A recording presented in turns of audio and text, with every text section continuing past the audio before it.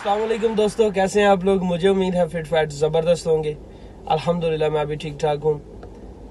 दोस्तों, एक ज़िम्मेदार शहरी होने के नाते हमारे कुछ फ़राइज़ होते हैं और उन फ़राइज़ में से एक ट्रैफ़िक कवानीन की पाबंदी करना और ट्रैफ़िक के बनाए हुए असूलों के मुताबिक गाड़ी चलाना है।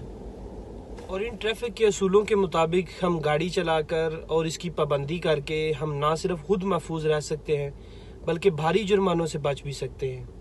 2020 में सऊदी ट्रैफिक पुलिस ने ट्रैफिक कवानीन की खिलाफ वर्जी करने पर होने वाले जुर्मानों में इजाफा कर दिया है, जिनकी तफसील आप आगे जानेंगे।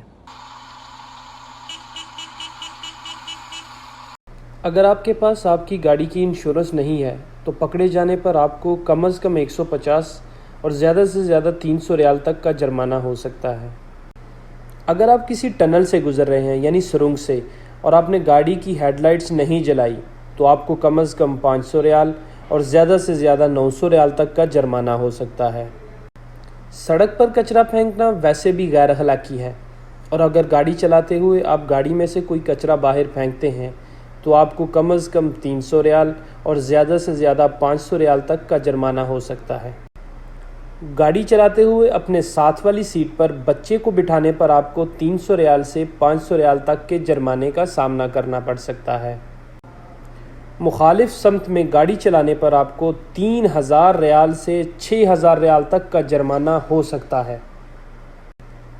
ट्रैफिक इशारे बंद होने की सूरत में पैदल चलने वालों की जगह पर गाड़ी रोकने की सूरत में आपको कम से कम 3000 रियाल और ज़्यादा से ज़्यादा 6000 रियाल तक का जुर्माना हो सकता है। गलत पार्किंग और महसूस जगहों पर गाड़ी खड़ी करने पर आपको 150 रियाल से 300 रियाल तक का जुर्माना हो सकता है। बिला वजह और बिला ज़रूरत हारन का इस्तेमाल करने पर 150 से 300 रियाल तक का जुर्माना हो सकता है।